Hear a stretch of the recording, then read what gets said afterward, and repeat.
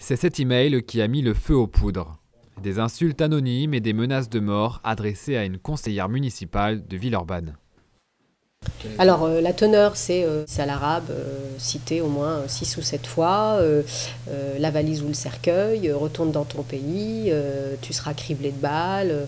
Ces commentaires interviennent quelques jours seulement après la demande de la présidente des Verts d'interdire la tenue d'un meeting du groupe Génération Identitaire prévu samedi. Quand on tient des propos xénophobes, racistes, qui sont réprimés sévèrement par la loi, il faut surtout pas les laisser tenir ce genre de propos. Donc ici, c'est Lyon, pas l'Algérie, dièse anti-racaille. Je veux dire, c'est clairement explicite et on sait bien qu'à leur réunion, à leur meeting, ils ne vont pas se regarder dans le blanc des yeux, au contraire. Le maire de Villeurbanne condamne ces propos mais refuse toujours d'interdire le meeting des identitaires et regrette la polémique. En demandant en plus son interdiction, évidemment, on lui donne davantage en plus de réalité.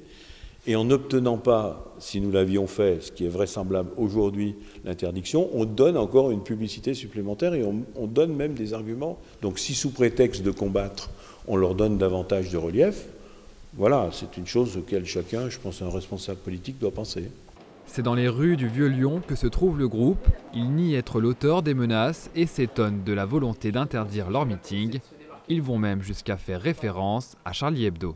Après le 7 janvier, tout le monde se réunissait en disant que la liberté d'expression était une valeur fondamentale. Et maintenant, ce sont ces mêmes personnes qui demandent à ce que notre rassemblement soit interdit. C'est à l'espace Tête d'Or que se déroulera la réunion ce week-end. La direction de l'établissement n'a pas souhaité s'exprimer publiquement, mal à l'aise par la tournure des événements. Accepter au début, c'est pas obligatoirement ce que c'est. Bien sûr, vous savez, nous on a des réservations, des fois on ne sait pas ce que c'est. Donc nous on fait 350 par manif par an, c'est délicat de demander à chacun ce qu'il va faire. Pour le préfet, aucun élément ne constitue un trouble à l'ordre public dans la mesure où il s'agit d'une salle fermée. La préfecture assure toutefois que la sécurité sera pour l'occasion renforcée.